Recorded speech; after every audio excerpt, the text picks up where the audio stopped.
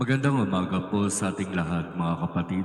Magandang umaga din po, Father. Ika-anim na araw ng Oktaba ng Pasko ng muling pagkabuhay, araw ng Biyernes.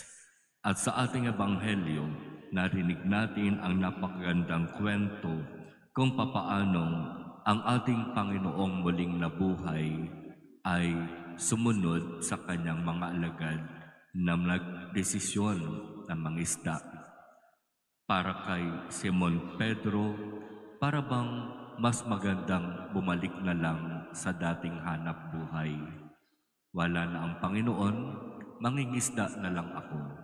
Sinong sasama? At marami sa mga alagad ang sumama sa kanya at sila'y nangisda magdamag buong gabi. Pero sabi ng Ebanghelyo, wala silang nahuli. Bagamat sila'y mangingisda, alam nila kung saang lugar makakahuli ng maraming isda. Nung gabing iyon, talagang halos wala silang nahuli. At nang magbubukang liwayway, sabi ng Ebanghelyo, mayroong isang tao na nandun sa pampang at nagtanong, "Mga anak, may huli ba kayo?" "Wala po." At ang sabi nitong tao na ito, ihulog ninyo ang inyong lambat sa gawing kanan ng bangka at makakahuli kayo. At sa hindi maipaliwanag na salita, ang mga alagad sumunod doon sa nagsasabi, ihulog ang lambat sa gawing kanan ng bangka. At hindi nagtagal nung iaangat na nila ang kanilang lambat, ang bigat dahil sobrang dami ng nahuling isda. At sa pagkakataon na ito, sabi ng Ebanghelyo, ang alagad na mahal ni Jesus ay nagsabi kay Pedro, "Ang Panginoon yon." At agad nagbihis si Simon Pedro sapagkat siya'y hubad at lumangoy palapit kay Jesus. Dito sa bahaging ito ng Ebanghelyo, muli binibigyang diin ang napakahalagang papel ng alagad na mahal ng ating Panginoon sa pagkilala kay Jesus. Hindi nakilala ng ibang mga alagad si Jesus sapagkat para sa kanila si Jesus ay namatay na. Pero para sa alagad na mahal ni Jesus, oo, namatay siya, pero siya'y muling nabuhay.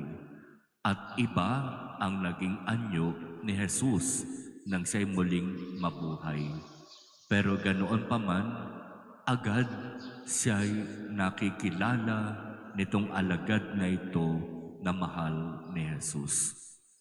At sinasabi ang isang dahilan kung bakit nakikilala agad ng alagad na ito na mahal ni Jesus kung sino itong Jesus na ito na muling nabuhay ay sapagkat siya'y nagmamahal.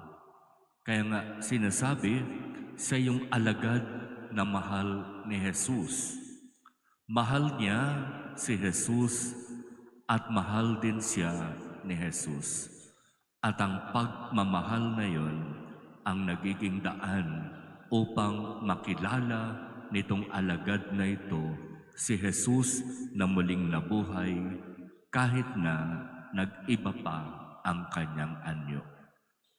At iyan ang maaaring maging sagot sa maraming tanong natin sa buhay tungkol sa ating Panginoon.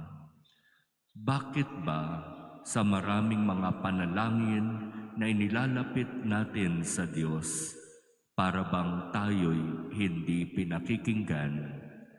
Para bang hindi ibinibigay ang ating hinihingi? Isang magandang tanong sa ating mga sarili. Ang pagmamahal ba natin sa Diyos ay katulad ng pagmamahal ng alagad na mahal ni Jesus? Talaga bang sa ating salita at gawa ay masasabi na mahal talaga natin ang ating Panginoon.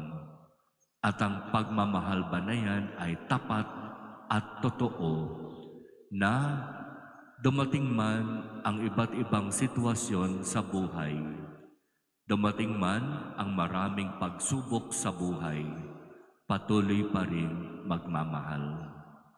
Ganyan ang alagad na mahal ni Jesus. Anuman ang mangyari kay Jesus, patuloy pa rin siyang nagmamahal. Kaya naman ang pagpapala at ang biyaya ay patuloy na ibinubuhos sa Kanya. Sa isang taong tunay at tapat na nagmamahal sa Diyos, nandoroon ang buong pagpapala at pagbuhos ng biyaya. Kaya hindi nakapagtataka kung bakit kahit wala silang nahuli magdamag, nang sinabi ni Jesus na muling nabuhay, ihulog ang lambat sa gawing kanan ng bangka, maraming nahuli ang mga alagad.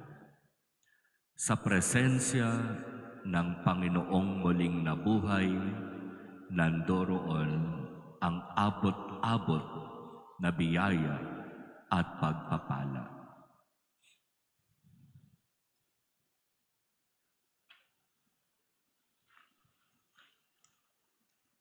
Amen.